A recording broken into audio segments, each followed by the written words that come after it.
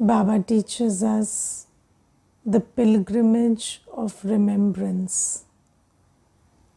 And this is a very beautiful pilgrimage that the soul does. So, in Bhakti Marg, we have done the pilgrimages of the body.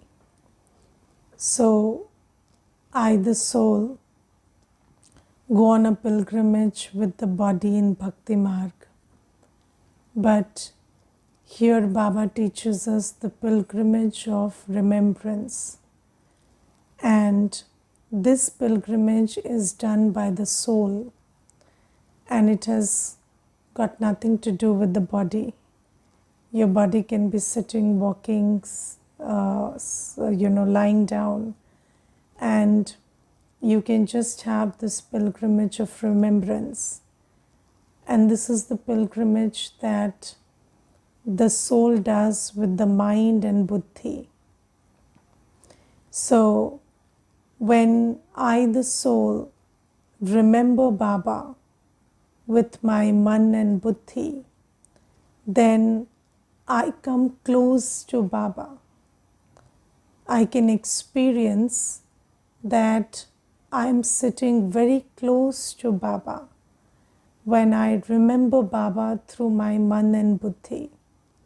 And I can feel what it feels like to sit near or in front of the ocean of peace, ocean of knowledge, the purifier, the Almighty. And when I have this pilgrimage of remembrance, and through this I sit very close to Baba, then Baba's company starts coloring me. And when that happens, then I, the soul, start changing from impure to pure, from not peaceful to peaceful. So this is the pilgrimage of remembrance that Baba teaches us. And Baba gives an analogy that just like when the stars are very close to the moon, then you can see they are sparkling a lot. Similarly, when we souls, through this Yad Ki Yatra, or through this remembrance of Baba, when we come very close to Baba, then the sparkle in us starts to increase. So we start sparkling from within. All the qualities, all the virtues that were lost start to emerge in the company of Baba. And this is the pilgrimage of remembrance that Baba teaches us.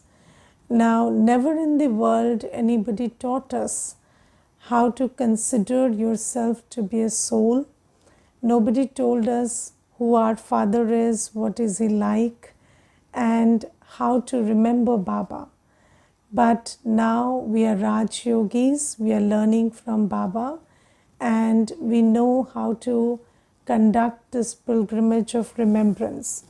But the question is, do we pay attention to this pilgrimage of remembrance?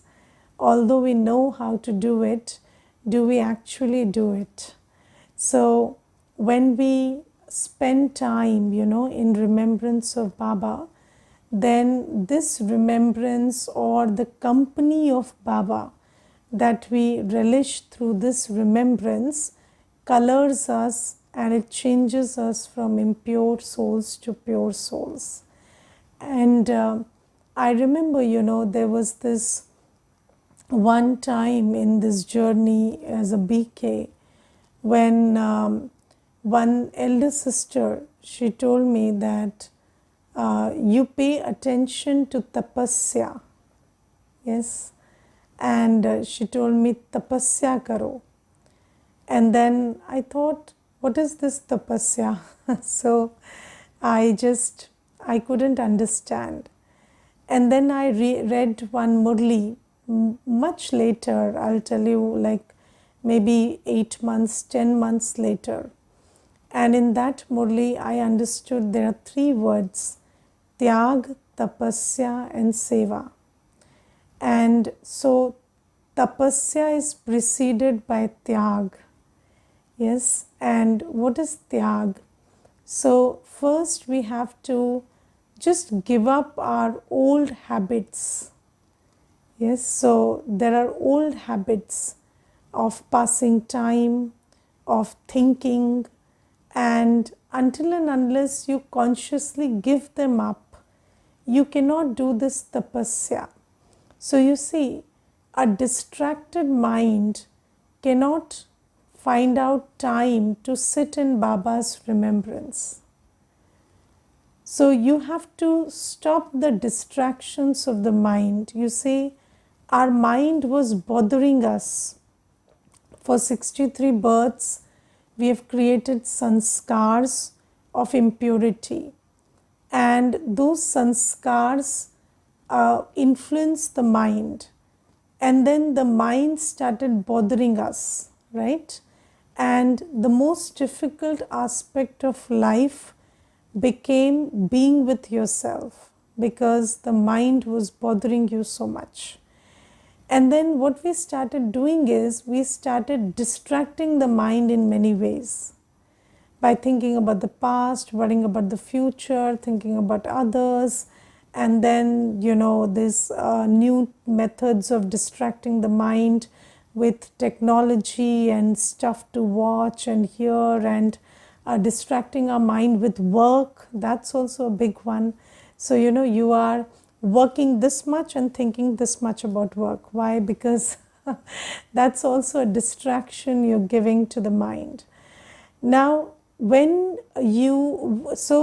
the mind and buddhi are the organs through which we do tapasya. And what is tapasya? So when you sit in Baba's remembrance and you practice it so much, just like you see in the jungle when humans go and do tapasya, what are they doing exactly? They are just sitting in one posture and remembering the Brahma. Yes, so that's what they are doing. And I don't know whether they are remembering the Brahma in the beginning or not, because that also takes time to understand, because they don't have knowledge, they don't have clarity about what the Brahma is. So they are just connecting their mind to nothingness. So they are just just blank, and they are just sitting in one posture. But here it is not like that.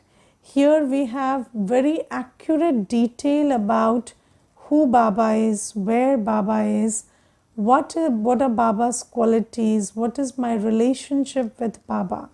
So what we have to do is, we have to stabilize our mind and buddhi in one single posture.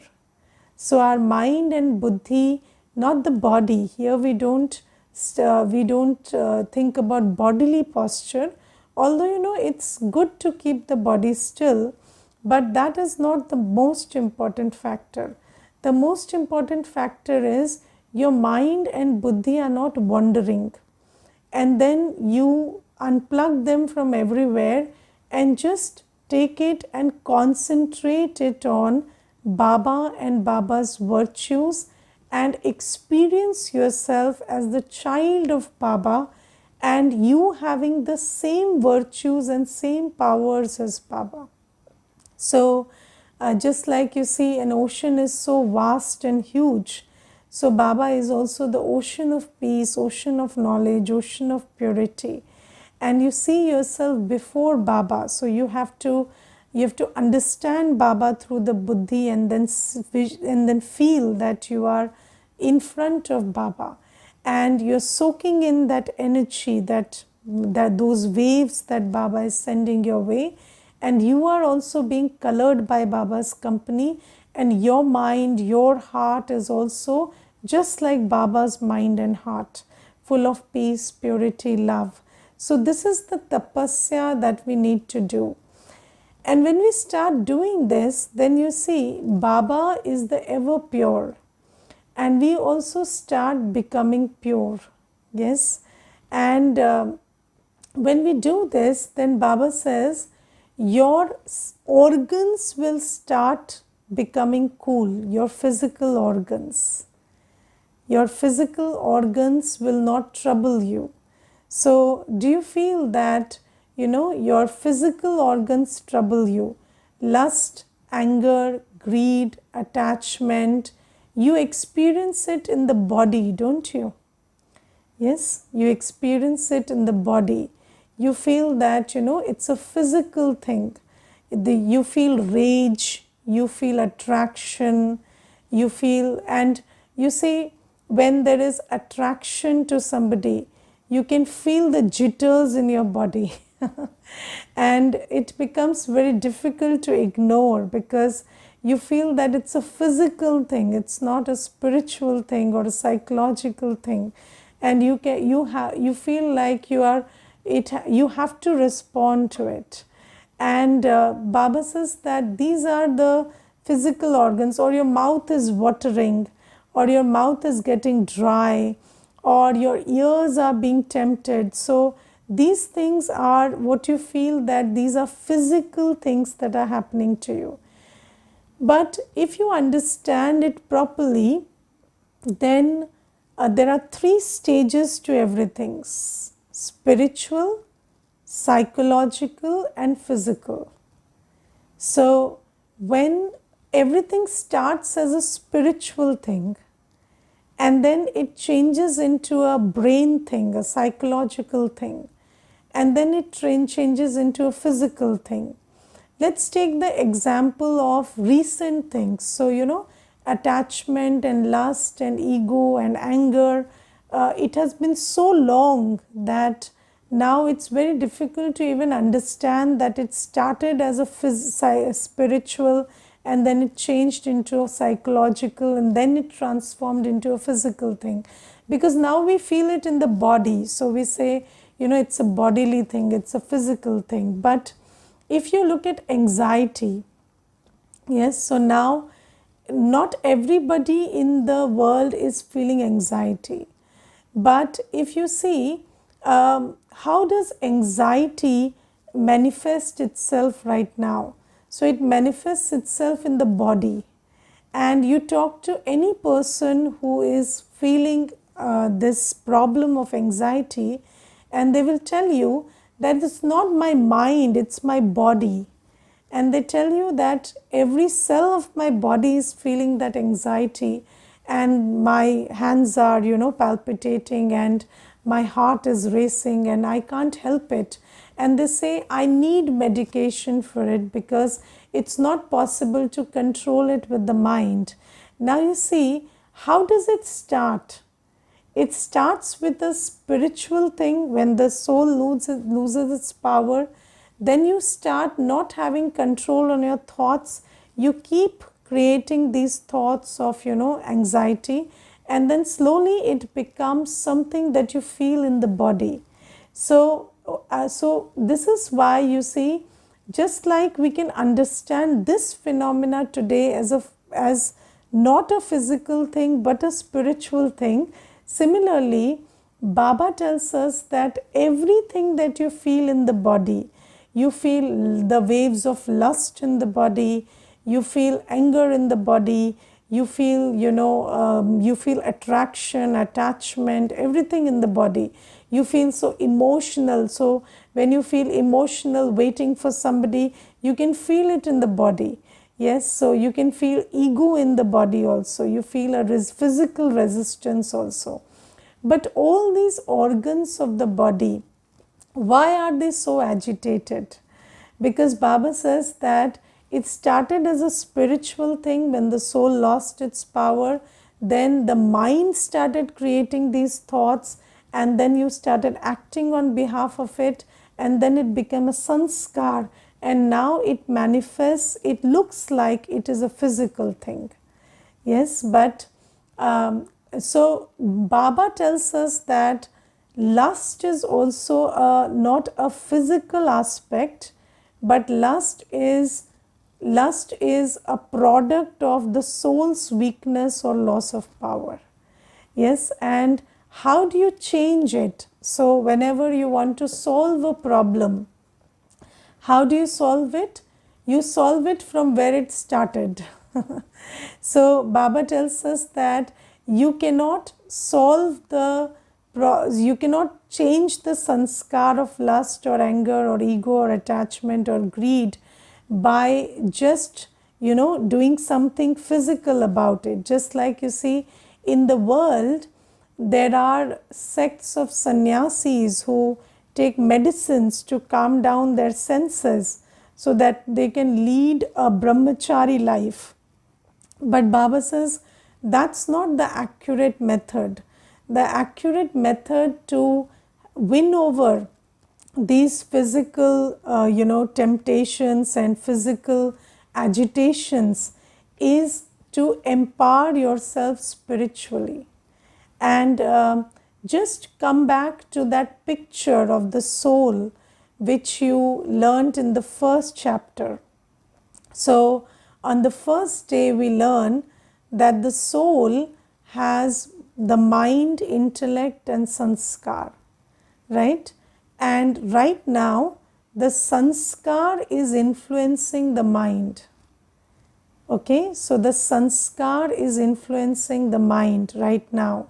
So before we become Raj Yogis, before we take back our power, it is the sanskar influencing the mind.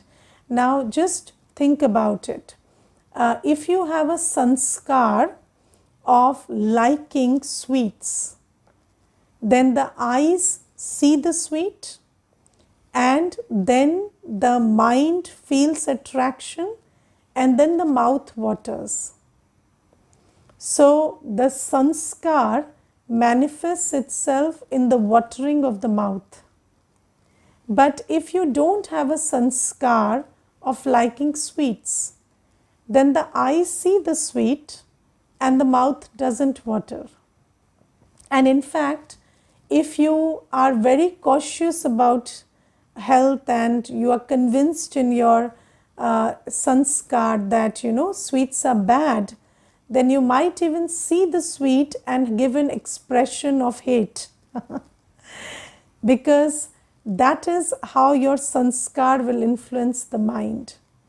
So everything that you see through the eyes or hear or things that emerge from your memory, even when they come to you, so you're just sitting and something emerges in your memory, and then according to that emerged scene in the memory, what is your sanskar? So I will tell you one incident about this. So there's this brother and he tells me that I hate being nostalgic. So he said that whenever old memories erupt in my awareness, so whenever old memories emerge, I just hate myself in that moment. And you see, so that's the sanskar he has created.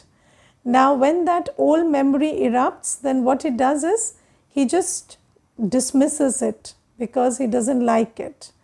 But if your sanskar is to relish the old memory, if you are somebody who relishes nostalgia, then you will start flowing your mind with that memory, and then your body will also start feeling that. And you see, sometimes when you're very nostalgic and you're remembering the good times or remembering, your times when there was great relationships and other stuff, then your face will also light up because everything that's going on in the mind will show up in the face. Now, you see, in this condition where the sanskars are influencing the mind, and everything that you see, hear, or whatever is happening around you or whatever is emerging from your memory, if they are all triggering your sanskar and then your mind is feeling it and then you are acting on it, then it becomes a very vicious cycle of being, doing and becoming. So you are having a certain set of sanskars, and then those sanskars influence your doing because they influence your man and buddhi, and then you also start reinforcing those very sanskars. And this is the rut we have been caught in for so long. Now Baba tells us, if you want to change your sanskar, or if you want to, pacify your senses, if you don't want to feel the way you feel about things, if you don't want your mouth to water when you see the sweet, or you don't want your body to feel a certain sensation when you remember somebody, if you don't want your physical body to have this kind of a chaotic, chaotic state, then what you do is you intervene through your buddhi. And you see, when the soul has a mind, buddhi and sanskar, in the previous scenario, the sanskars were influencing the mind. But now what we do is, we connect our buddhi to Baba. And when we connect our buddhi to Baba and we have this pilgrimage of remembrance, then slowly, gradually, Baba's knowledge, purity, peace, love, happiness, bliss, power, it starts becoming my quality. And as long as you are in conscious remembrance, at least, when you see something, hear something, you will start responding to it differently. And your physical organs will also start, erupting different hormones, and they will be in a different state. So you will not feel that wave of lust or anger or greed when you see the same things, because now your buddhi yoga is with Baba. Does that make sense to you? Yes. So when you hold Baba in your awareness, and when you are in Baba's remembrance, and also a little after that, because the inertia of remembrance is also there. So if you remember Baba very well for 1 hour or something, then according to my calculation, for at least 6 to 7 hours your buddhi is in place and your buddhi is working well. And then you again need to give yourself a dose of remembrance. So if you keep doing this, then what happens is, the scenes are the same, the sounds are the same, the memories are the same, those are the same people, and they are triggering the same memories, but your mind is not creating the same thoughts and your body is not behaving the same way. And you see, in an emotional state, when the mind is under the influence of lust, anger, ego, attachment, greed, which is your previous sanskar, what happens is your body gets very worked up and all your physical organs are in a lot of activity. But when you are taking your power from Baba and you are responding to everything in your mind and with your body peacefully, in a pure state, loveful, joyful state, then your physical organs start to become calm. And your sanskar also slowly, gradually starts to shift. Yes. And Baba says that when your physical organs become very calm, only then will you have these calm organs for 21 births. Can you imagine how it would be if you with these sanskars went to Satyug? So our physical organs are not calm right now. Our eyes are also always moving, you see. Whenever you see something, you can't hold your eyes back and they are moving. Just imagine a deity's eyes moving here and there, and a deity's body feeling the sensation of lust and anger and ego. So these things are not going to happen in Satyug. But how do you calm your senses? By pacifying your mind, by connecting your buddhi to Baba, and slowly, gradually changing your sanskars to that of peace, that of pure love, that of purity. And when you do this for yourself now, only then can you create that sanskar which you will carry as a deity for 21 births. And it is mandatory that your physical organs become calm, because you see, if we have, in this whole journey of 63 births, the way we have operated, we have made our physical organs very agitated. And these days, you see, when you have physical reactions to everything, how can you just control it in the mind? So, when you're feeling it in the body, it's very difficult to control it in the mind. So, in order to have that state where your body is cooperating with you, you need to pacify these organs. And these organs will be pacified. Your eyes shouldn't wander, your mouth shouldn't water, your nose shouldn't be distracted or attracted by any smell, or your physical organs should be so calm that they do not feel the waves of lust and anger in them. And you see, there are so many people who tell you that have you seen the body language of people in anger? And have you seen the body language of people in lust? And have you seen the body language of people in greed? So your body language changes. But this kind of a thing you cannot carry in Satyug, because, and I remember, there was this one brother, he told me something very interesting. He said that I made a video of myself. I put on a CCTV and I made a video of myself, and I watched myself doing everything for 1 week. And I was so appalled when I saw that, because I did not think that my expressions look like this and my body behaves like this, and this is how I communicate with my hands and feet when I'm angry. And I saw that and I was very surprised the way I behave. So you see, the body language and how the body starts feeling on the inside and behaving on the outside when you are under the influence of vices and old sanskars. So Baba says all this has to calm down, because we cannot take these with us in Satyug.